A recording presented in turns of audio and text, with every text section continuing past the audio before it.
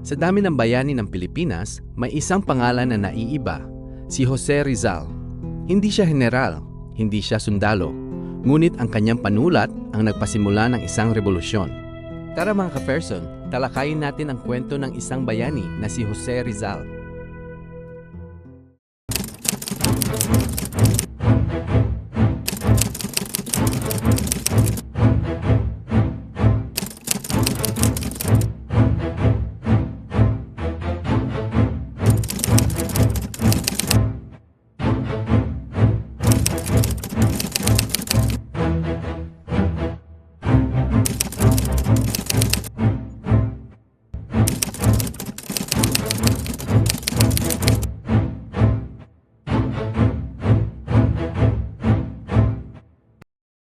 Ipinanganak si Jose Protasio Rizal Mercado y Alonso Realonda noong June 19, 1861 sa Calamba, Laguna.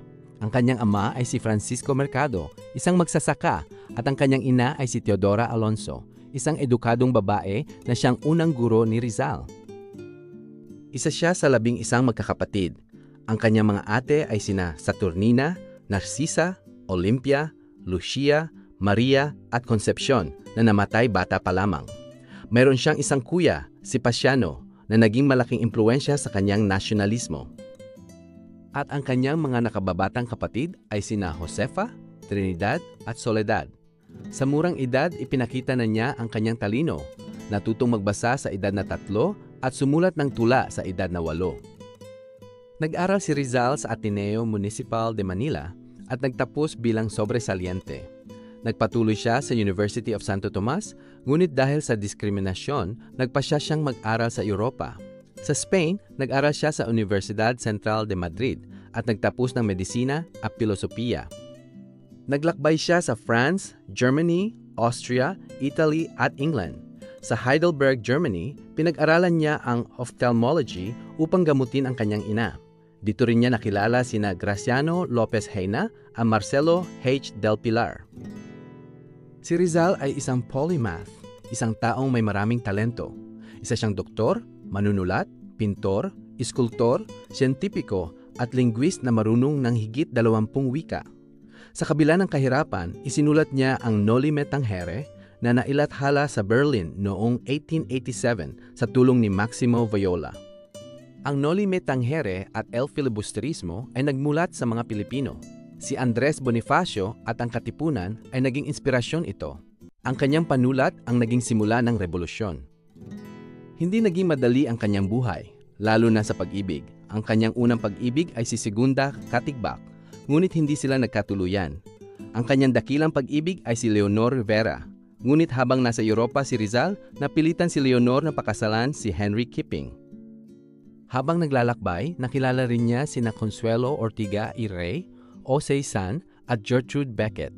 Sa kabila nito, patuloy siyang sumulat, ngunit dahil sa kanyang mga akda, siya ay tinuring na kaaway at ipinatapon sa dapitan. Sa dapitan, nakilala niya ang kanyang huling pag-ibig, si Josephine Bracken. Doon, nagtayo siya ng paaralan, gumamot ng mga tao at naglingkod sa komunidad. Ngunit noong 1896, siya ay inaresto at nilitis. Si Jose Rizal ay inakusahan ng rebelyon, sedisyon at illegal na samahan. Siya ay ikinulong sa Fort Santiago at nilitis ng isang military court ng mga Kastila.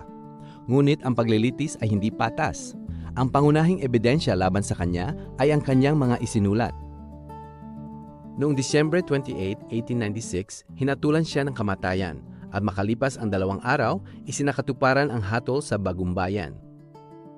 Noong December 30, 1896, sa Bagumbayan, na ngayon ay Luneta, binaril si Rizal. Bago siya mamatay, isinulat niya ang Mi Ultimo Adios, isang tula ng pag-ibig para sa bayan. Sa kanyang kamatayan, lalo pang lumakas ang revolusyon. Ngayon, kinikilala siya bilang pambansang bayani ng Pilipinas, isang simbolo ng talino, tapang at pagmamahal sa bayan. Si Jose Rizal ay patunay na hindi kailangang humawak ng armas upang maging bayani.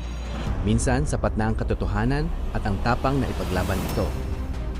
Sa paglipas ng panahon, maaaring magbago ang mundo, ngunit ang mga aral ng nakaraan ay nananatili.